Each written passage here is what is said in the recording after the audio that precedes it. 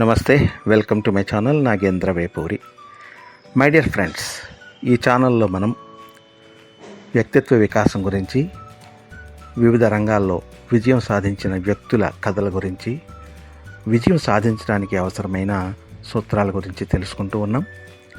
ప్రస్తుతం ఈ వీడియోలో థంబ్నెయిల్లో సూచించినట్లుగా సంపద వృద్ధికి అద్భుతమైన 10 సూత్రాలని నా స్వీయ అనుభవం నుంచి నేను కని విని తెలుసుకున్న అనేక విషయాల్ని సూత్రాల రూపంలో క్రోడీకరించి మీకు తెలియజేయడం అవుతుంది. ఇవన్నీ కూడా టైం టెస్టెడ్ ప్రిన్సిపల్స్, అంటే ఆల్రెడీ ఫలితం నిరూపణై అందరూ కూడా బాగుపడిన, సంపద వృద్ధి చెందిన సూత్రాలు అన్నమాట. సో వినండి, వీటిని జాగ్రత్తగా చివరి వరకు విని వీటిని పాటిస్తే తప్పకుండా మీ సంపద కూడా వృద్ధి చెంది మీరు కోటీశ్వరులు కావడంలో ఎటువంటి అనుమానం ఉండదని చెప్పగలుగుతున్నాను. డియర్ ఫ్రెండ్స్, డబ్బు సంపాదించడం, సంపదను సృష్టించడం అనేది ఓ కళ. ఈ కళని అర్థం చేసుకుని ఆచరిస్తూ సాధన చేసేవారెందరో నా కళ్ళ ముందు కోటీశ్వరులయ్యారు, అపర కుబేరులయ్యారు. మీలాంటి ఎందరికో ఆదర్శవంతులయ్యారు, రోల్ మోడల్స్గా కొనియాడబడుతున్నారు. ఈ వీడియో చివరి వరకు విని నేను చెప్పే అనుభవ పాఠాలతో ప్రేరణ పొంది తపనతో కృషి చేసి భవిష్యత్తులో కోటీశ్వరులయ్యే వారిలో మీరు కూడా ఉండాలని కోరుకుంటూ శుభాకాంక్షలు అందిస్తూ, డబ్బు సంపాదించే కళలో నిష్ణాతులు అవ్వాలనుకునే వారికి ఉండాల్సిన లక్షణాల గురించి, వారి విధుల గురించి ఈ వీడియోలో తెలియజేయబోతున్నాను. నిర్లక్ష్యం చేయకుండా చివరి వరకు వినండి. అర్థం కాకపోతే మళ్ళీ వినండి. ఇందులో చెప్పిన సూచనలను తప్పకుండా అమలు చేయండి. అచర కాలంలోనే సంపదను సృష్టించండి. పాజిటివ్ దృక్పథంతో విని ఆచరించేవారు తప్పకుండా విజయం సాధిస్తారు. నెగిటివ్గా తీసుకుని అనుమానంతో ఆచరించకుండా ఉండేవారు తామున్నట్లుగానే మిగిలిపోతారు. మహాప్రస్థానంలో శ్రీశ్రీ ఓ కవితలో చెప్పినట్లు, నిప్పులు చిమ్ముకుంటూ నింగికి ఎగిరిపోయే వారిని నిబిడాశ్చర్యంతో చూస్తూ ఉండిపోతారు. చేతులు కాలేక ఆకులు పుట్టుకున్నట్టు చేజారిన అవకాశాలకై శోధిస్తారు. అవి మరలా రాకుంటే నిట్టూరుస్తారు. వివిధ సమయాలలో వివిధ అవకాశాల రూపంలో అదృష్టలక్ష్మి వచ్చి తలుపు తడుతుంటే అందుకునేవాడు విజేత అవుతాడు, శ్రీమంతుడవుతాడు. ఒక వ్యక్తి పేదవాడిగా పుడితే అది అతడి తప్పు కాదు, కానీ పేదవాడిగా మరణిస్తే మాత్రం అది ముమ్మాటికి అతని తప్పే అవుతుంది. ఎందుకంటే మన కళ్ళ ముందు ఎందరో పేదవారు, దివ్యాంగులు సైతం సమున్నత లక్ష్యాలను ఏర్పరచుకొని తపనతో కృషి చేసి ఉన్నతోద్యోగులుగాను, వ్యాపారవేత్తలుగాను, నాయకులుగాను, నటులుగాను, న్యాయాధిపతులుగాను ఎదిగి గొప్ప విజేతలుగాను, శ్రీమంతులుగాను కొనియాడబడుతుంటే, అందమైన ఆరోగ్యవంతమైన శరీరంలో అన్ని అవయవాలు సక్రమంగా పనిచేస్తున్నా కూడా సమున్నత లక్ష్యాన్ని పెట్టుకొని తపనతో కృషి చేయకుండా గొర్రెకు బెత్తుడు తోకల చాలీచాలని సంపాదనతో సామాన్యుడిలా జీవించే వారిని చూసి జాలిపడటం తప్ప మనం ఏం చేయగలం? ఇకనైనా నా నుండి వస్తున్న ఇటువంటి వీడియోలను చూసైనా స్ఫూర్తి పొంది సరి అయిన లక్ష్యాలను పెట్టుకుని నేను ఈ వీడియోలో చెప్పిన విధంగా క్రమశిక్షణతో కృషి చేసి అపరిమిత సంపదను సృష్టించి ఈ సమాజంలో శక్తిమంతులుగా మారతారని ఆశిస్తాను. నా అభిమాన రచయిత యండమూరి వీరేంద్రనాథ్ చెప్పినట్లు, ఒక తెలివైన వాడు తలుచుకుంటే డబ్బు సంపాదించడం పెద్ద కష్టం కాదు. మీరు తెలివైన వారైతే మీకు డబ్బు కావాలనిపిస్తే కోట్లు కావాలని కోరుకోండి. కార్యాచరణ పథకాన్ని రూపొందించుకొని క్రమశిక్షణతో కృషి చేయండి. నేడు మట్టిలో పాతిన విత్తనం రేపు మొలకెత్తి క్రమంగా వృద్ధి చెంది వృక్షమై ఫలపుష్పాదులనిచ్చే విధంగా ఈనాడు మీ మస్తిష్కంలో నేను నాటిన ఈ బీజం త్వరలో మహావృక్షంలా వృద్ధి చెంది మీరు కోరుకున్నంత సంపదనిస్తుంది. ఇప్పుడు సంపద సృష్టికై నా అనుభవంలో నేను గ్రహించి పాటించి చక్కని ఫలితాలు పొందిన పాఠాలను మీకు సూత్రాలుగా తెలియజెప్తున్నాను, వినండి. అందులో ఒకటి బర్నింగ్ డిజైర్, అంటే జ్వలించే కాంక్ష. 2 స్ట్రాంగ్ డిటర్మినేషన్, అంటే దృఢమైన పట్టుదల. 3 డెడికేషన్, అంటే అంకిత భావం. 4 విజన్, అంటే దూరదృష్టి, అంటే ముందు చూపు, భవిష్యత్ దర్శనం. 5 లెర్నింగ్ అండ్ ప్రాక్టీసింగ్, ఓకే, అంటే నేర్చుకోవడం, నైపుణ్యాలు అభ్యాసం చేయటం. 6 కొలాబరేషన్ అంటే ఇతరులతో కలిసి పనిచేయటం. 7 రివ్యూ అంటే విశ్లేషించుకోవడం. 8 ఇనిషియేటివ్ అండ్ రిస్క్ టేకింగ్ అంటే ఏదైనా కార్యక్రమాన్ని ప్రారంభించడం, అవసరమైనంత రిస్క్ తీసుకోవడం. 9 టీమ్ బిల్డింగ్ అంటే సరి అయిన టీంని మనం ఏర్పాటు చేసుకోవటం. And 10 expansion and diversification and public issues. ఈ విధంగా చేయడం అంటే మన యొక్క బిజినెస్ను కానీ వ్యాపార సామ్రాజ్యాన్ని కానీ పెంపొందించడం అన్నమాట. ఇప్పుడు ఒక్కొక్క పాయింట్ గురించి నేను డీటెయిల్డ్గా చెప్పడం జరుగుతుంది, వినండి. నెంబర్ 1 ఏం చెప్పాను? బర్నింగ్ డిజైర్ అన్నాను. అంటే జ్వలించే కాంక్ష. నేను ఇది కావాలి, నాకు ఇది కావాలి అని గట్టిగా కోరుకోవడమే ఈ జ్వలించే కాంక్ష అంటే. ఆ విధంగా భారత మాజీ రాష్ట్రపతి అబ్దుల్ కలాం గారిని ఒకసారి తలుచుకోండి. ఆయన ఏం చెప్పారు? కలలు కనండి, కృషి చేసి సాకారం చేసుకోండి అన్నారు. అది మీరు అనుకున్న స్థాయిని అందుకున్నట్లుగా ఫీల్ అవ్వండి. అప్పుడు మీ మస్తిష్కం ఉత్తేజం పొందుతుంది, మీలో ఉత్సాహం పెళ్ళుబుకుతుంది, మీ శక్తులు ద్విగుణీకృతం అవుతాయి అంటే డబల్ అవుతాయి, మీ మనస్సు ఆనందంతో పులకిస్తుంది అంటే సంతోషమే సగం బలం అన్నారు కదా. అందుకని మీరు ఎంత సంతోషంగా ఉంటే ఆ విధంగా మీ బలాలు వృద్ధి చెంది మీ ఆత్మవిశ్వాసం పెంపొందుతుంది. అంటే నేను ఇది చేయగలను అనే ఆత్మవిశ్వాసం, yes I can do it అని ఫీల్ అవుతారు. ఆల్రెడీ మీరు అనుకున్న స్థాయిని పొందిన వారి నుంచి ప్రేరణ పొందండి, వారి విజయగాథలు తెలుసుకోండి. వీలైతే అటువంటి సక్సెస్ఫుల్ వ్యక్తులతో స్నేహం చేయండి, అంతేగాని ఫెయిల్యూర్స్తో కాదు. చీమల వలె, దోమల వలె, మన్ను తినే పాముల వలె, నిన్న పుట్టి నేడు చచ్చే నికృష్టపు జీవుల వలె కూడులేని గూడులేని అనామకుల్లా బ్రతకటం, అలా బ్రతికేవారితో దోస్తీ చేయడం అనేది ఎంత మాత్రం క్షంతవ్యం కాదు విజేతలు కాదలసిన వారికి. మీ శక్తులు గుర్తించి కార్యాచరణకి ఉపక్రమించండి. తలపెట్టిన పనిని వాయిదా వేయకుండా అనుకున్న విధంగా ప్రారంభిస్తే సగం పూర్తయినట్లే. ఈ సందర్భంగా భర్తృహరి చెప్పిన ఒక పద్యం తప్పకుండా గుర్తు చేసుకోండి. అదేమిటంటే, ఆరంభింపరు నీచ మానవులు విఘ్నాయత్త సంత్రస్తులై, ఆరంభించి పరిత్యజింతురు విఘ్నాయత్తులై మద్యముల్, ధీరుల్ విఘ్న నహన్య మానులగుచు నృత్యున్నతోత్సాహులై, ప్రారబ్ధార్థములు ఉజ్జగింపరు సుమి ప్రజ్ఞానిధులు కావునన్. అంటే ఆరంభింపరు నీచమానులు అంటే ఈ కృషి చేయని వాళ్ళు ఎవరు కూడా బద్ధకంతో అసలు పనే ప్రారంభించరు. అటువంటి వారికి విజయం ఎక్కడ వస్తుంది? కానీ విజయం సాధించదలిసిన వాడు మాత్రం అన్ని రకాల ఆటంకాలను ఎదుర్కొని అలాగ నిలబడి వాటిని సాధిస్తాడు, విజయం పొందుతాడు. కాబట్టి ప్రతి క్షణం మంచిదే అన్న భావనతో మీరు ఈ క్షణమే ప్రారంభించండి. ఒక్క క్షణాన్ని కూడా మీరు వృధా చేయొద్దు. ఎందుకంటే మనం బ్రతికి ఉన్నామంటే ఈ సమయం మంచిదనే అర్థం. కాబట్టి ప్రయత్నం ఆపకుండా ఫలితం వచ్చే వరకు ప్రయత్నించండి, చివరికి గెలుపును పొందండి. ఆ పైన నజరానాలు అందుకోండి. విజేతలయ్యాక నీ విలువ అమాంతం పెరుగుతూ ఉంటుంది, కోరుకున్నంత సంపద నీది అవుతుంది. ఉదాహరణకి ఒలింపిక్స్లో ఓ క్రీడాకారుడు విజయం సాధించి పథకం తెస్తే అతనికి ఎన్ని కోట్ల రూపాయలు నజరానాగా లభిస్తుందో చూస్తున్నాం కదా పత్రికల్లో. అలాగే ఒక శాస్త్రవేత్త కొత్త ఆవిష్కరణ కనిపెడితే కోట్ల రూపాయలు పేటెంట్స్ రూపంలో అతనికి లభిస్తాయి కదా.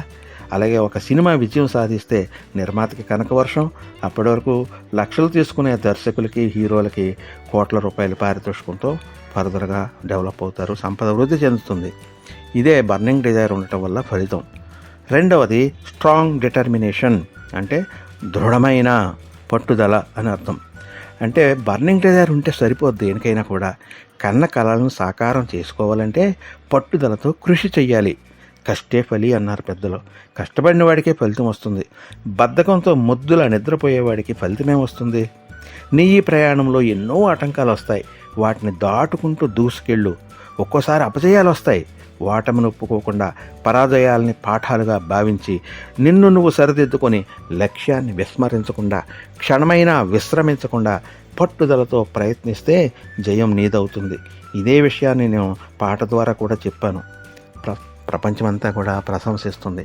ఈ పాట ఏమిటంటే, ఒప్పుకోవద్దురా ఓటమెప్పుడు, వదులుకోవద్దురా ఓరిమెప్పుడు, విస్మరించవద్దురా లక్ష్యమెప్పుడు, విశ్రమించవద్దురా క్షణం ఎప్పుడు, విస్మరించక విశ్రమించగా పట్టుదలతో ప్రయత్నిస్తే జయం నీదే సోదరా, విశ్వమంత నీదిరా, ఒప్పుకోవద్దురా ఓటమెప్పుడు. ఈ సందర్భంగా మీరు ఓ సాలెపురుగును గుర్తు చేసుకోండి. అది ఎంతో కష్టపడి అల్లుకున్న గూడుని మీరు చెదరగొట్టినా అది మళ్ళీ పట్టుదలతో నిర్మించుకుంటుంది, మళ్ళీ చెదరగొడితే మళ్ళీ నిర్మించుకుంటుంది. అంటే ఓటమిని అంగీకరించదు.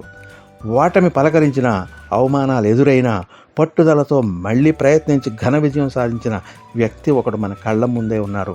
అద్భుత విజయాన్ని చూరగొని ప్రస్తుతం ఆంధ్రప్రదేశ్ రాష్ట్ర ఉప ముఖ్యమంత్రిగా ఉన్న పవన్ కళ్యాణే ఆ వ్యక్తి. అతని శత్రుపక్షం వాళ్ళు ఎన్ని రకాలుగా విమర్శించినా, నిందించినా, ఆయన కుటుంబ సభ్యులను సైతం లాగి నిందించినా కూడా, పోలీస్ బల ప్రయోగంతో నిరోధించే ప్రయత్నం చేసినా అతని పట్టుదల అతన్ని గెలిపించింది. అతన్ని చూసి స్ఫూర్తి పొందండి. ఈ పట్టుదలతో అనుకున్నది సాధించడానికి మరో ముఖ్యమైన ఉదాహరణ ప్రముఖ డ్యాన్సర్ సుధా చంద్రన్ జీవితం. ఈవిడ ఉషాకిరణ్ రామోజీరావు నిర్మించిన మయూరి సినిమాలో టైటిల్ పాత్ర పోషించడం ద్వారా ఆవిడ కథ ప్రపంచం అందరికీ తెలిసింది. నేను చేయగలను అనే ఆమె దృఢ సంకల్పం, ఆమె ధైర్యం కొనియాడతగినవి. ఎంతో పేరున్న Indian classical dancer Sudha Chandran 1981 మే 2వ తేదీన యాక్సిడెంట్కి గురై కుడికాలి క్రింద భాగం పోయింది. అప్పటికి ఆమె వయసు కేవలం 17 సంవత్సరాలే అయినప్పటికీ 75 నృత్య ప్రదర్శనలు ఇచ్చింది. అంత ప్రమాదం జరిగి ఆమె ఇక డ్యాన్స్ చేయలేదు అని డాక్టర్లు చెప్పినా నేను డ్యాన్స్ చేస్తాను అని అనుకుని తన మీద తనకి గల ఆత్మవిశ్వాసంతో జైపూర్కి చెందిన డాక్టర్ సేథి రూపొందించిన చెక్క కాలితో మరలా డ్యాన్స్ ప్రాక్టీస్ చేస్తూ ఆమె పడిన బాధ వర్ణనాతీతం. పాదం రక్తసిక్తమయ్యేది, భరించలేనంత నొప్పి. అయినా సరే ఎలాగైనా మళ్ళీ స్టేజ్ ఎక్కి డ్యాన్స్ చేయాలనే తపనతో, అకుంఠిత దీక్షతో శారీరక బాధలన్నిటినీ ఓర్చుకుని పెట్టుడు కాలితో మళ్ళీ అనుకున్న విధంగా డ్యాన్స్ చేసి అందరినీ మెప్పించగలగటం అంటే మాటలు కాదు కదా. ఆ విధంగా చేయడం వల్ల ఆమె కీర్తి దశ దిశలా వ్యాపించింది. ఏ రంగంలో అయినా ఒకసారి పేరొస్తే దాని ఫలితంగా అనేక అవార్డులు, సన్మానాలు, సత్కారాలు, సంపద సమకూరుతాయని వేరే చెప్పక్కర్లేదు కదా. That is the power of determination. ఇప్పుడు 3వ పాయింట్ డెడికేషన్ అంటే అంకిత భావం. దీని గురించి చెప్పాలంటే నా చిన్నప్పుడు నేను ఒక పుస్తకం చదివాను, around the world in 80 days అని, ఒక నవల, ఇంగ్లీష్ నవల. అది నాకు చాలా నచ్చింది. ఇప్పటికీ నా జీవితం మీద ఎంతో ప్రభావం చూపించింది. సరే, అది మీరు కూడా వీలైతే చదవండి, మీకు తెలుస్తుంది. చేస్తున్న పనిలో నిమగ్నమైపోవడం, ఎంతో డెడికేషన్తో చేస్తేనే తప్ప కొన్ని పనులు చేయలేం. ఉదాహరణకి ఓ కార్డియాలజిస్ట్ ఆపరేషన్ టేబుల్పై గల రోగి యొక్క గుండెకి ఆపరేషన్ చేస్తున్నప్పుడు డెడికేషన్ లోపిస్తే ఆపరేషన్ ఫెయిల్ అయ్యి రోగి మరణించడం, ఆ డాక్టర్కి అపఖ్యాతి కలగడం జరుగుతుంది కదా. అదే ఎంతో డెడికేషన్తో చేసి ఆపరేషన్ సక్సెస్ చేస్తే అతని పేరు దశ దిశలా మారుమోగుతుంది. ఆయన హస్తవాసి మంచిదంటారు, గొప్పగా ప్రాక్టీస్ వృద్ధి చెందుతుంది, ఆయనకి సంపదకు లోటు ఉండదు. అలాగే ఓ శిల్పి ఎంతో డెడికేషన్తో చెక్కినప్పుడే శిల్పంలో జీవకళ వస్తుంది. ఎన్నో తరాల పాటు అది అలా కొనసాగుతుంది. ఆయన కీర్తి అజరామరం అవుతుంది. సంపదకి దానికి హద్దు ఉండదు. ఓ చెఫ్ ఎంతో డెడికేషన్తో చేసినప్పుడు అతడు వండిన ఆహార పదార్థాలకి అద్భుతమైన రుచి వస్తుంది. ఒక డ్రైవర్ ఎంతో డెడికేషన్తో బస్సును నడిపినప్పుడే అందులో గల ప్రయాణికులు సురక్షితంగా గమ్యం చేరగలుగుతారు. అలాగే ఓ భక్తుడు ఎంతో అంకితభావంతో పూజిస్తేనే దేవుడు అనుగ్రహిస్తాడు, అతడికి సంపదతో పాటు మానసిక ప్రశాంతతను ప్రసాదిస్తాడు. ఇలా ఏ పనిలో అయినా అంకితభావం ఉన్నప్పుడే విజయం వరిస్తుంది, సంపద చేకూరుతుంది. ఈ సందర్భంగా మన కళ్ళ ముందున్న లైవ్ ఎగ్జాంపుల్స్ గురించి మాట్లాడుకోవాలంటే 70 ఏళ్ల వయసులోని వ్యక్తి శక్తులు నశించి ఇంటికి పరిమితమై విశ్రాంతి తీసుకుంటూ ఉంటాడు కదా. కానీ ఆ వయసులో కూడా 30 ఏళ్ల నవయువకుడిలా ఆడుతూ పాడుతూ డ్యాన్సులు చేస్తూ ఎంతో ఎనర్జెటిక్గా స్లిమ్నెస్ మెయింటైన్ చేస్తూ తన వల్ల వినోదం పొందాలనుకునే ప్రేక్షకుల ఆశల్ని వమ్ము చేయకుండా నటుడిగా మన శంకర్ వరప్రసాద్ అనే చిరంజీవి సక్సెస్ సాధించాడంటే అతనికి తన వృత్తి పట్ల గల అంకితభావమే కదా కారణం. అలా చేయడం వల్లనే కదా ఆయన యొక్క సంపద వృద్ధి చెందింది. ఇలా వివిధ రంగాల్లో ఎంతోమంది ఉన్నారు. అమలాపురంకు చెందిన ఆదిత్యారామ్ అనే యువకుడు చెన్నై వెళ్ళి రియల్ ఎస్టేట్ రంగంలో డెడికేషన్తో కృషి చేసి ఈనాడు 17,000 కోట్ల సంపదను సృష్టించి రారాజుగా వెలుగుతున్నాడు. చెన్నైలోని సినీ రాజకీయ ప్రముఖులు, పారిశ్రామికవేత్తలు ఎవరికీ కూడా లేనంత గొప్ప ప్యాలెస్లో నివసిస్తున్నాడు. గూగుల్లో ఆదిత్యారామ్ అని టైప్ చేస్తే తెలుస్తుంది అతని గురించి. ఇక 4వ పాయింట్ విజన్, అంటే దూరదృష్టి, అంటే ముందు చూపు కలిగి ఉండటం, భవిష్యత్తును దర్శించగలగటం. ఇది చాలా ఇంపార్టెంట్. ఇప్పుడు మన చుట్టూ గల చాలామంది కోటీశ్వరులు అపార సంపదతో కుబేరుల్లా మారడానికి మరో ముఖ్యమైన కారణం వారికి ఉన్న విజన్. అంటే నమ్ముతారా? విజన్ అంటే మరి ఏం కాదు, ముందు చూపు. అంటే రేపటి అవసరాలను దృష్టిలో పెట్టుకుని వ్యవహరించేవాడే విజేత అవుతాడు. అందరికంటే ముందు నిధిని కనుక్కుని లబ్ధి పొందుతాడు, ట్రెండ్ క్రియేట్ చేస్తాడు. అతని సక్సెస్ చూశాక అనేక మంది అదే దారిలో ప్రయాణించినా ముందుగా వెళ్ళిన వ్యక్తికి వచ్చిన ఆర్థిక ప్రయోజనాలు, కీర్తి ప్రతిష్టలు వారికి రావు. దీనికి అనేక ఉదాహరణలు ఉన్నాయి. హైదరాబాద్లో అత్యంత ఖరీదైన మాదాపూరు, గచ్చిబౌలి, నానక్రామ్గూడ లాంటి ప్రాంతాలన్నీ రియల్ భూమి రాకముందు, ఐటీ పరిశ్రమ రాకముందు ₹1,00,000కి 5 ఎకరాల పొలాలు లభించేవి. కానీ ఇప్పుడు 1 ఎకరం 100 నుంచి 150 కోట్లు. అంటే ముందు చూపుతో ఆనాడు 10 ఎకరాలు కొన్నవాడు ఈరోజు 1000 కోట్ల సంపద కలిగి ఉన్నవాడు అయ్యాడు కదా. అలా ఎందరో సామాన్యులు ఇవాళ శ్రీమంతులయ్యారు. మీకు తెలుసో లేదో, ఒకనాటి అందాల నటుడు శోభన్ బాబు దూరదృష్టితో తనకొచ్చే పారితోషికాలతో భూములు, భవంతులు కొనేవాడు మద్రాసు నగరంలో. అతని నటనను విరమించినప్పటికి కూడా అతని యొక్క సంపద సుమారు 20,000 కోట్ల వరకు ఉండేదట. సినిమాల్లో నటించడానికి మద్రాసు వెళ్ళిన తొలినాళ్లలో ఆకలి బాధలను అనుభవిస్తూ అనేక ఆర్థిక బాధలను అనుభవించిన వాడు దూరదృష్టితో చేసిన పెట్టుబడుల వల్ల ఏ ఇతర నటుడు సంపాదించలేనంత సంపదను కలిగి ఉండేవాడు. ఇలా దూరదృష్టి గలవారే రేపటి సమాజానికి ఏం అవసరమో ఈనాడే ఊహించి పనిచేయడం వలన ట్రెండ్ సెట్ చేసి ఎన్ ఎర్లీ బర్డ్ క్యాచెస్ ద ప్రే అన్నట్లు అత్యధిక లబ్ధిదారులు అవుతారు. సైన్స్ అండ్ టెక్నాలజీలోనూ, సినిమా నిర్మాణాల్లోనూ, వ్యవసాయ పద్ధతుల్లోనూ, రియల్ ఎస్టేట్ రంగంలోనూ, ఇలా ఎన్నో రంగాలలో గల ముందు చూపు వలన అపార సంపద సృష్టించడం సాధ్యమవుతుంది. సో అటువంటి విజన్ కలిగి ఉండి రేపటి సమాజానికి ఏది అవసరమవుతుందో గుర్తించి దాన్ని సాధిస్తే అపార సంపద మీదవుతుంది. ఇప్పుడు 5వ పాయింట్ లెర్నింగ్ అండ్ ప్రాక్టీసింగ్. అంటే నేటి ప్రపంచం చాలా వేగవంతమైంది. తెల్లవారేసరికి సరికొత్త మోడల్స్ మార్కెట్లోకి వస్తున్నాయి. నిన్నటివన్నీ అవుట్డేట్ అయిపోతున్నాయి. నా చిన్నప్పుడు ఒక చిన్న అంశం గురించి విన్నాను. ప్యారిస్లో ఒకానొక వ్యక్తి రోడ్డు మీద పరుగున వెళ్ళిపోతున్నాడట. ఏదో నా అలాంటి వాడు అతను ఆపి, ఎందుకని ఆయన ఇలా పరిగెడుతున్నావు అని అంటే, ఇది కొత్త ఫ్యాషన్ అండి ఈ బట్టలు, ఇప్పుడు నేను వెళ్ళి ప్రపంచానికి చూపించకపోతే నెక్స్ట్ వచ్చే గంటలో మా ఫ్యాషన్ మారిపోతుంది అన్నాడట. అంటే అంత స్పీడ్గా డెవలప్మెంట్ జరిగిపోతుందని. అది ఆనాడు ప్యారిస్కి వర్తించినా ఇప్పుడు ఇది ప్రపంచం మొత్తానికి వర్తిస్తుంది. ఇవాళ ఉన్న మోడల్స్ రేపటికి అవుట్డేట్ అయిపోతున్నాయి. కాబట్టి లెర్నింగ్ నిరంతరం మనం నేర్చుకుంటూ ఉండాలి, ప్రాక్టీస్ చేస్తూ ఉండాలి, కొత్త అంశాలతో పాటు అప్డేట్ అవుతూ ఉండాలి. నిన్న పీజీలో చదువుకున్న అంశాలన్నీ కూడా ఇవాళ స్కూల్ లెవెల్లో ఉంటున్నాయి. అంటే అప్పుడు పీజీలో చదివిన పాఠ్యాంశాలు ఇప్పుడు 10th క్లాస్ లెవెల్లోకి వచ్చేసినాయి. అంటే చూడండి, సరికొత్త అంశాలతో లేటెస్ట్ డెవలప్మెంట్స్తో కూడిన సిలబస్ నేర్చుకోవాల్సి ఉంటుంది. అందుకే ఇండియన్ ఎడ్యుకేషన్ సిస్టమ్ని సంస్కరించవలసిన అవసరం ఎంతైనా ఉంది అంటారు. ఫారిన్ US లాంటి దేశాలతో ఎడ్యుకేషన్ సిస్టమ్తో పోల్చుకున్నప్పుడు మనం కొంచెం వెనకబడి ఉన్నామని అంటున్నారు. కాబట్టి ఈ ఎడ్యుకేషన్ సిలబస్ని బాగా రివైజ్ చేయాల్సి ఉంది. ప్రతి సంవత్సరం కూడా దాన్ని రివిజన్ చేసుకుంటూ వెళ్తూ ఉండాలి, అప్డేట్స్ని ఇంక్లూడ్ చేస్తూ. ఒకప్పుడు ఏ పనైనా మాన్యువల్గా చేసేవారు. క్రమంగా ఇండస్ట్రియల్ రెవల్యూషన్స్తో మెషిన్స్ వచ్చాయి. ఆ తర్వాత కంప్యూటర్స్ వచ్చాయి. ఇప్పుడు AI, ChatGPT, machine learning, nano technology, quantum computing మొదలైన అత్యాధునిక అంశాలు రాజ్యమేలుతున్నాయి. సక్సెస్ సాధించాలన్నా, సంపద సృష్టించాలన్నా సరికొత్త అంశాలతో రంగంలోకి దిగాలి. కొత్త జనరేషన్ వారితో తీవ్రంగా పోటీ పడాలి. లేకుంటే you will be nowhere in the competition. కాబట్టి ప్రతి డెవలప్మెంట్ని సునిశ్చితంగా పరిశీలిస్తూ నేర్చుకుంటూ అప్డేట్ అవ్వాలి. అలాగే అనేక ఆపరేషనల్ స్కిల్స్లో ప్రావీణ్యం సంపాదించాలి. ఈ విధంగా విజువల్ ఎఫెక్ట్స్తో టెక్నాలజీని అప్డేట్ చేసుకొని బాహుబలి లాంటి కళాఖండాలు రూపొందించడం వల్లనే ఒకప్పుడు 10-20 కోట్లు బిజినెస్ చేసిన తెలుగు సినిమా ఇప్పుడు 1000 నుంచి 2000 కోట్లు బిజినెస్ చేసే రేంజ్కి ఎదిగింది. ఇలాంటి అప్డేటెడ్ టెక్నాలజీతో బెంగళూరుకి చెందిన 27 ఏళ్ల సబీర్ భాటియా అనే కుర్రాడు వృద్ధి చేసిన హాట్మెయిల్ని బిల్ గేట్స్కి 1800 కోట్లకి అమ్మి సొమ్ము చేసుకున్నాడు ఒకప్పుడు. అప్పటికి ₹1,00,00,000 అంటేనే ఎంతో గొప్ప. అలాంటిది 27 ఏళ్ల కుర్రాడికి 1,800 కోట్ల రూపాయలకి అమ్మగలిగాడంటే ఆయన సృష్టించిన సంపద ఎంత గొప్పదో. డిగ్రీలు చదవకపోయినా అప్పటికి అంతగా ప్రాచుర్యం పొందని కంప్యూటర్స్ పట్ల ఆకర్షితుడై దానికి సంబంధించిన పరిజ్ఞానాన్ని వృద్ధి చేసుకున్న బిల్ గేట్స్ అనే కుర్రాడు మైక్రోసాఫ్ట్ సంస్థని స్థాపించి ప్రపంచంలోనే రిచెస్ట్ పర్సన్గా అయ్యాడు. నాలెడ్జ్ ఈజ్ పవర్ అన్నారు. నాలెడ్జ్ అనేది లెర్నింగ్ అండ్ ప్రాక్టీస్తో వస్తుంది. అది వచ్చాక మీరు అత్యంత శక్తివంతులు అవుతారు.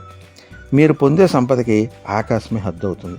ఈ విధంగా వివిధ అంశాలలో అపారమైన నాలెడ్జ్తో విజయాలు సాధించి కోటీశ్వరులైన వారు ఎంతోమంది ఉన్నారు. రేపు మీ పేరు కూడా ఆ లిస్టులో చేరుతుంది. మీరు కూడా ఈ విధంగా కృషి చేస్తే. ఇక నెక్స్ట్ పాయింట్ 6వది కొలాబరేషన్. అంటే ఇతరులతో కలిసి పనిచేయడం వల్ల, ఒకరి వల్ల కానీ మెగా ప్రాజెక్ట్ని 2-3 కలిసి చేయడం వలన కష్టసాధ్యమైన వాటిని కూడా చేసి సక్సెస్ సాధించడాన్ని కొలాబరేషన్ అంటాం. ఈ విధంగా జాయింట్ వెంచర్స్ చేయడం వల్ల ఫండ్స్ ఇన్ఫ్లో జరిగి పనులు ఆటంకం లేకుండా పూర్తవుతాయి. ఫలితాలను పంచుకోవచ్చు. విన్ విన్ పాలసీ అంటారు దీన్నే. 2-3 సంస్థలు జత కట్టడం వల్ల వాటి కలెక్టివ్ అవుట్పుట్ మల్టిప్లై అయ్యి విజయం లభిస్తుంది, అపార సంపద లభిస్తుంది. నెక్స్ట్ 7వ పాయింట్ రివ్యూ. రివ్యూ అంటే మనం ఒక ప్రాజెక్ట్ని తలపెట్టి దానిలో పూర్తి ఏకాగ్రతతో పనిచేసుకుంటూ వెళ్తున్నప్పుడు ఎప్పుడైనా ఎక్కడైనా ఏమైనా అవాంతరాలు ఉండే అవకాశం ఉంటుంది కదా. రకరకాల సమస్యలు ఉత్పన్నమై జరుగుతున్న పనికి ఆటంకాలు ఎదురై ఆగిపోవచ్చు. కాబట్టి పీరియాడికల్గా ప్రోగ్రెస్ని చెక్ చేసుకునేందుకు జరుగుతున్న పనిని విశ్లేషించుకోవడం వలన అటువంటి ఆటంకాలను అధిగమించి ప్రోగ్రెస్ అయ్యేలా చేయాలి. మనం ఎంత సాధించామో తెలుసుకుంటూ ఉండటం వలన ఉత్సాహంతో మరింత శక్తివంతులమై ముందుకు దూసుకెళ్ళగలుగుతాం. రాంగ్ రూట్లో కనుక వెళ్తూ ఉంటే దాన్ని సరి చేసుకుని రైట్ రూట్లోకి వెళ్ళి మనం అనుకున్న సమయానికి గమ్యం చేరగలుగుతాం. అలాగే లక్ష్యాన్ని సాధించగలుగుతాం, సంపదను సృష్టించగలుగుతాం. ఇది రివ్యూ అంటే. ఇక 8వ point initiative and risk taking nature అనమాట. మన కెరియర్ని, సంపదని వృద్ధి చెందేలా చేయాలనుకున్నప్పుడు కొన్ని కఠినమైన నిర్ణయాలు తీసుకోవాల్సి వస్తుంది.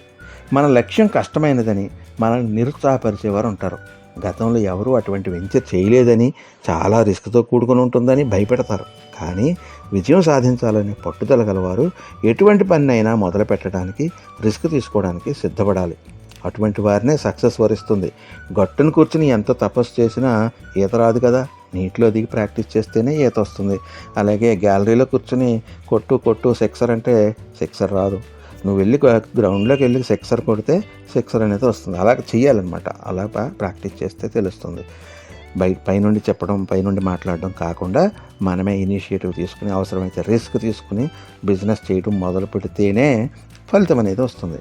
ఎంటర్ప్రెన్యూర్స్గా డెవలప్ అవ్వాలనుకునే ఎంతోమంది అప్పటి వరకు తాము చేస్తున్న ఉద్యోగాన్ని వదిలి తాము అనుకున్న కొత్త ప్రాజెక్ట్ని చేయాలని తలపెడతారు. అలా చేసి రిస్క్ తీసుకుని ప్రారంభించిన ఎన్నో సంస్థలు అభివృద్ధి పదాన్ని పయనించి అంతులేని సంపదను సమకూర్చడం జరిగింది. అందుకు ఉదాహరణలో కోకొల్లలో. నా విషయంలో కూడా నేను CSIRలో ఢిల్లీలో అండర్ సెక్రటరీగా పనిచేస్తున్నప్పుడు 44 ఏళ్ల వయసులోనే ఆ ఉద్యోగాన్ని వదిలి రిస్క్ తీసుకుని నేను హైదరాబాద్కి వచ్చేసి కోచింగ్ సెంటర్స్ స్థాపించడం జరిగింది. అంటే ఆ రిస్క్ తీసుకోబట్టి నేను కోట్లాది రూపాయలు బిజినెస్ చేయగలిగాను. ఎంతోమంది మా మీద ఆధారపడి బ్రతికారు. ఇంకా ఎంతోమందికి సత్ఫలితాలు వచ్చి ఉద్యోగాలు వచ్చాయి. సో ఇలాగా ఒక గొప్ప ఫలితం రావాలంటే మనం రిస్క్ తీసుకోవాల్సిన అవసరం ఉంటుంది. తత్ఫలితంగా మనకి సంపద వృద్ధి చెందుతుంది. కటిక పేదరికం వల్ల హనుమకొండలో గల అనాథాశ్రమంలో బ్రతుకు వెళ్ళదీస్తూ చదువుకుంటూనే బ్రతుకు బాగుంటుందని ఓ వ్యక్తి చెప్పిన మాటలతో ప్రభావితమై 10వ తరగతి పాస్ అయిన తర్వాత పెళ్ళై ఓ ప్రైవేట్ స్కూల్లో ₹150 జీతానికి టీచర్గా టెంపరీ పోస్ట్లో జాయిన్ అయ్యి 2 పిల్లలను కన్నాక ఓపెన్ యూనివర్సిటీలో డిగ్రీ పాస్ అయ్యి టీచర్గా జాబ్ చేస్తూ దాంతో సంతృప్తి పడక చీకటి నుండి వెలుగులోకి ప్రయాణించాలనే బలమైన కోరికతో, ఇందాక చెప్పాను కదా మనకు బర్నింగ్ డిజైర్ ఉండాలని, అలా ఎంతో రిస్క్ చేసి తనకున్న ఉద్యోగాన్ని వదిలిపెట్టి వరద ప్రవాహంలో గడ్డిపోసను పట్టుకొని అవతల రోడ్డుకు చేరినట్లుగా తనకి ఏర్పడిన ఒక చిరు పరిచయంతో ఒక ఆవిడ్ని నమ్ముకుని ధైర్యంగా అమెరికాకి వెళ్ళి అక్కడ అనేక బాధలు పడి కీష్ సాఫ్ట్వేర్ కంపెనీని స్థాపించి దాని CEOగా కోట్ల రూపాయల సంపదను ఆర్జించిన జ్యోతిరెడ్డి అనే ఆవిడ జీవితం ఎంతోమందికి స్ఫూర్తిదాయకం. ఈమె జీవనయానంపై నేను విడిగా మరో ఫుల్ వీడియో చేస్తాను. గతంలో మేము కలుసుకున్నాం. ఆవిడ గురించి చాలా విషయాలు తెలుసుకున్నాను. మీరు కూడా కీ సాఫ్ట్వేర్ అనే పేరు గూగుల్లో సెర్చ్ చేస్తే మీకు తెలుస్తాయి వివరాలు. అలాగే 1980వ దశకంలో Indian drugs and pharmaceuticals limited IDPLలో ఒక సాధారణ పరిశోధకుడిగా ఉండే అంజిరెడ్డి అనే వ్యక్తి తీసుకున్న ఇనిషియేటివ్ వల్ల ఈనాడు వేల కోట్ల విలువై ప్రపంచవ్యాప్తంగా వ్యాపారం చేస్తున్న రెడ్డి ల్యాబ్స్ని స్థాపించి సాధించిన విజయం అనే అపార సంపద మరో ఉదాహరణ. ఇటీవల కాలంలో తన ఇన్నోవేటివ్ ఐడియాస్తో మార్కెట్ అవసరాలు ముందుగా కనిపెట్టి భవిష్యత్తుపై దృష్టి పెట్టి జైబర్ 365 కంపెనీని స్థాపించిన పీరల్ కపూర్ కేవలం 3 నెలల్లో 9,800 కోట్లు ఆర్జించి ఆసియాలో అత్యంత వేగవంతంగా వృద్ధి చెందిన కంపెనీగా పేరు సంపాదించటం, ఇవన్నీ కూడా తెలివితేటలతో, తపనతో, ఇన్నోవేటివ్ ఐడియాస్తో రిస్క్ తీసుకుని సాధించిన విజయాలు. ఇలా మరెన్నో ఉన్నాయి. ఇక నెక్స్ట్ 9 టీమ్ బిల్డింగ్. ఎంతో గొప్ప ఆలోచన అయినా ఒక వ్యక్తి మస్తిష్కంలో మెరుపులా మెరుస్తుంది. మానవ మెదడు చాలా పవర్ఫుల్ అని మీకు తెలుసు. ప్రతి వ్యక్తి మెదడులో నిత్యం 50,000 ఐడియాలు ఉద్భవిస్తూ ఉంటాయని పరిశోధకులు అంటారు. మనం కావాలని అదే పనిగా ఆలోచిస్తూ ఉంటే ఈ సంఖ్య ఇంకా ఎక్కువగా ఉంటుంది. వీటిలో అనేక ఆలోచనలు ఏమాత్రం ఆచరణయోగ్యం కానివి కూడా ఉంటాయి. కొన్ని మాత్రం అద్భుతమైన ఆలోచనలు అయి ఉంటాయి. అటువంటి అద్భుతమైన ఆలోచనల్ని ఒడిసిపట్టుకుని మరింతగా డెవలప్ చేస్తే అవి ప్రపంచ గతిని మార్చే అద్భుతమైన ఆవిష్కరణలు అవుతాయి. అపార సంపదని సృష్టించగలుగుతాయి. ఒకప్పుడు చీకట్లో మగ్గే ఈ ప్రపంచానికి విద్యుత్తును కనిపెట్టి వెలుగును ప్రసాదించినవి థామస్ ఆల్వా ఎడిసన్ అనే శాస్త్రజ్ఞుడి మస్తిష్కంలోని ఆలోచనలే. అలాగే ఎంత దూరమైనా కాలినడకను నెలలు సంవత్సరాల పాటు ప్రయాణం చేసే రోజుల నుండి క్షణాల్లో వేలాది మైళ్ళు ప్రయాణించగల కార్లు, రైళ్లు, విమానాలు, ర్యాకెట్లు మొదలైనవన్నీ కనిపెట్టడానికి ఆయా రంగాల్లో కృషి చేసిన శాస్త్రజ్ఞుల ఆలోచన ఫలితాలే. అలాగే ఏదేని ఒక వినూత్న ఐడియా మీకు వచ్చినట్లయితే దాని విలువ అపారమని గ్రహించండి. కాకపోతే దానికి రూపురేఖలు తీసుకోవడానికి శ్రమపడాలి. ఒకనాడు నేను మహాబలిపురం వెళ్ళినప్పుడు నా మస్తిష్కంలో వచ్చిన ఒక వినూత్న ఐడియాని, ఒక్క ఐడియా ₹1,00,00,000 అనే పేరుతో కథ రాస్తే KK రాధామోహన్ అనే సినిమా నిర్మాత ఆ కథను తీసుకొని మీలో ఎవరు కోటీశ్వరుడు అనే పేరుతో సినిమా తీశారు. ఇది యూట్యూబ్లో కూడా ఉంటుంది, చూడండి. అలా నాకు వచ్చిన ఐడియాలతో సుమారు 30 వరకు సినిమాలు తీయడానికి అవసరమైన స్క్రిప్ట్లుగా రూపొందించాను. ఎవరైనా నిర్మాత కావాలని నన్ను సంప్రదిస్తే వాటిని సినిమాల నిర్మాణార్థం ఇస్తాను. ఒక్కో కథకి కోట్ల రూపాయల సంపదను సృష్టించగల సత్తా ఉంది. ఇలాగే నేను రాసిన మరో కథకు కూడా ఓ చిన్నారి కోరిక అనే పేరుతో సినిమా తీయడం జరిగింది. దాన్ని కూడా సంపద సృష్టించగలిగింది. ఇకపోతే ఒక క్లిష్టమైన పనిని ఒకరికంటే ఎక్కువ మంది కలిసి పనిచేస్తే ఫలితం మరింత బాగుంటుంది, వేగంగా పూర్తవుతుంది, నాణ్యత కలిగి ఉంటుంది. అలాగే నెట్వర్కింగ్ ద్వారా మన ప్రోడక్ట్ని ప్రపంచవ్యాప్తంగా విక్రయించగలిగే వీలుంది. మంచి టీంని ఎంపిక చేసుకుని నియోగిస్తే మనం నిద్రపోయే సమయంలో కూడా మన సంపద వృద్ధి చెందుతూ ఉంటుంది. ఒక మంచి పుస్తకం రాసి డిస్ట్రిబ్యూటర్స్కి ఇచ్చినా, ఒక మంచి సినిమా తీసి ప్రపంచవ్యాప్తంగా పంపిణీ చేసేవారికి ఇచ్చినా, ఒక మంచి వస్తువును ఉత్పత్తి చేసి దేశవ్యాప్తంగా పంపిణీ చేసిన మన ప్రమేయం లేకుండానే వివిధ టౌన్స్లో పనిచేస్తూ సంపదను వృద్ధి చేస్తుంటే వివిధ టీమ్స్ మనకు రావాల్సిన వాటా వచ్చి మన సంపద కూడా వృద్ధి చెందుతుంది. ఇది టీం వర్క్ యొక్క దాని ఫలితం అన్నమాట. ఇంకా లాస్ట్ పాయింట్, 10వ పాయింట్ ఏమిటంటే expansion, diversification and public issues. సంపదను పెంపొందించే మరో ముఖ్యమైన సూత్రం అన్నమాట ఇది. ఒకటిగా ప్రారంభించబడిన సంస్థ పదులుగా, వందలుగా, వేలుగా వృద్ధి చెందటమే ఎక్స్పాన్షన్ అంటే. నేను 1992లో HSB అంటే హైదరాబాద్ స్కూల్ ఆఫ్ బ్యాంకింగ్ అనే కోచింగ్ సంస్థని స్థాపించి మా సంస్థకి వచ్చిన పేరు ప్రఖ్యాతులతో రాష్ట్రం నలుమూలల నుంచి అందరూ హైదరాబాద్ రాలేరు కాబట్టి మా సంస్థే వారి దగ్గరికి వెళ్ళాలని సంకల్పించి ఎక్స్పాన్షన్కి ప్లాన్ చేసి ఫ్రాంచైజీలు ఆఫర్ చేశాను. హైదరాబాద్లో కాచిగూడ క్రాస్ రోడ్స్లో నడిచే సంస్థని మరో 7 ప్రాంతాల్లో బ్రాంచీలను ప్రారంభించాక ఇతర ముఖ్య పట్టణాల్లో ఫ్రాంచైజీలు ఇవ్వడం ద్వారా 27 బ్రాంచీలుగా వృద్ధి చెందింది ఆ సంస్థ. దాంట్లో ఎంతోమంది ఎంప్లాయ్మెంట్ పొందారు. ఈ సంస్థ ఇచ్చిన శిక్షణ వల్ల ఎంతోమందికి జాబ్స్ రావడం జరిగింది. సో ఆ విధంగా ఎంతో సంపద సృష్టించబడింది. ఇటువంటి ఉదాహరణలు ఇంకా చాలా ఉన్నాయి. 1980 దశకంలో గుంటూరులో CVN ధన్ అనే వ్యక్తి నిర్వహించిన రవి కళాశాల, అలాగే లావు రత్తయ్య అనే వ్యక్తి నిర్వహించిన విజ్ఞాన్ ట్యూటోరియల్స్ అనేవి ఉండేవి. ఈ మెడికల్ అండ్ ఇంజనీరింగ్ ఎంట్రన్స్కి ప్రిపేర్ అయ్యే విద్యార్థులంతా రాష్ట్రం నలుమూలల నుంచి గుంటూరు వెళ్ళేవారు ఆ రోజుల్లో. ఎక్స్పాన్షన్ లేని రవి కళాశాల కాలక్రమంలో మూతపడగా ఈ విజ్ఞాన్ ట్యూటోరియల్స్ మాత్రం రాష్ట్ర వ్యాప్తంగా అనేక స్కూల్స్, కాలేజెస్ మాత్రమే కాకుండా యూనివర్సిటీగా కూడా వృద్ధి చెందింది. ఇలాగే శ్రీ చైతన్య, నారాయణ తదితర గ్రూప్ ఆఫ్ ఇన్స్టిట్యూషన్స్ ఒకటిగా ప్రారంభమై ఈరోజు వందల సంఖ్యలో బ్రాంచీలుగా దేశవ్యాప్తంగా వ్యాపించిపోయి ఉన్నాయి. ఇలాగే అన్ని రకాల వ్యాపారాల్లోనూ ఎక్స్పాన్షన్తో అభివృద్ధిని సాధించాయి. ₹1,00,000 మొదలైనవి ఈనాడు వేల కోట్ల సంపదను సృష్టించాయి. ఇక డైవర్సిఫికేషన్ అనేది ఏమిటంటే ఒక రంగంలో వృద్ధి చెందిన సంస్థ ఇతర రకాల వ్యాపారాల్లోకి అడుగుపెట్టడం. ఉదాహరణకి మార్గదర్శి చిట్ ఫండ్స్తో ప్రారంభమైన రామోజీరావు జైత్రయాత్ర, ఆ తర్వాత Eenadu newspaper, Usha Kiran films, Ramoji film city, Priya పచ్చళ్ళు, ఈటీవీ ఇలాగా వివిధ రకాల బిజినెస్లుగా డైవర్సిఫై అయ్యింది. అలాగే టాటా గ్రూపు, రిలయన్స్ గ్రూపు అన్ని గ్రూపులకు కూడా రకరకాల ఉత్పత్తులతో డైవర్సిఫై అవ్వడం అనేది మనం చూస్తాం. సంపదని అపారంగా పెంచే మరో టెక్నిక్ పబ్లిక్ ఇష్యూకి వెళ్ళడం. ఏదేని కంపెనీ తన పెట్టుబడికి ప్రజల నుంచి కూడా పెట్టుబడి సేకరించడానికి సెబీ పర్మిషన్తో, సెబీ అంటే securities and exchange board of India, SEBI పర్మిషన్తో పబ్లిక్ ఇష్యూస్కి వెళ్ళడం ద్వారా వందల కోట్లు, వేల కోట్ల వ్యాపార సామ్రాజ్యాన్ని విస్తరించగలుగుతూ ఉంది. స్టాక్ ఎక్స్చేంజ్లో లిస్ట్ అయిన కంపెనీలన్నీ కూడా ఇలా పబ్లిక్ మనీతో అపార సంపదను సృష్టించాయి. ఆ కంపెనీలు సక్రమంగా లాభసాటిగా పనిచేస్తే వాటిలో షేర్లు కొనుగోలు చేసిన పబ్లిక్ కూడా ఆ సంపదలో భాగస్వాములు అవుతారు. కాకపోతే ఇది చాలా జాగ్రత్తగా ఎంపిక చేసుకోవాల్సి ఉంటుంది ఈ బిజినెస్ని. ఈ విధంగా ఈ 10 రకాల సూత్రాలతో కూడా సంపద ఏ విధంగా వృద్ధి చెందుతుందో చూసాం కదా. ఈరోజు ఈ వీడియోలో చెప్పిన అంశాలు ఏమిటో ఒక్కసారి మననం చేసుకుందాం క్లుప్తంగా. సంపదను సృష్టించడానికి డబ్బు సంపాదించే కళలో నిష్ణాతుడైన ఓ కోటీశ్వరుడు చెప్పిన ఈ 10 సూత్రాలు ఏమిటంటే: 1 బర్నింగ్ డిజైర్ అంటే జ్వలించే కాంక్ష. 2 స్ట్రాంగ్ డిటర్మినేషన్ అంటే దృఢమైన పట్టుదల. 3 డెడికేషన్ అంటే అంకిత భావం. 4 విజన్ అంటే ముందు చూపు.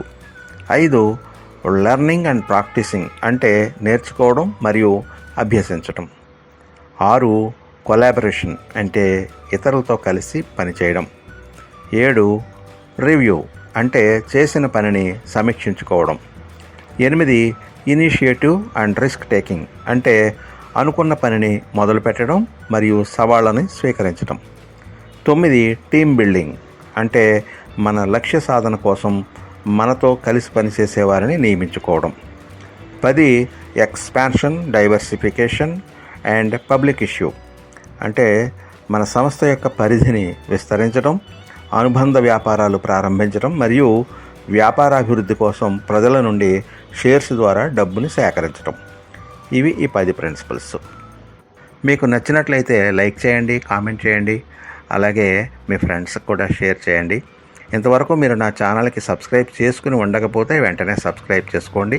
ఇటువంటి మరిన్ని ఉపయుక్తకర అంశాల మీద నా ఉపన్యాసాలకై ఎదురు చూడండి. ధన్యవాదాలతో మీ నాగేంద్ర వేపూరి.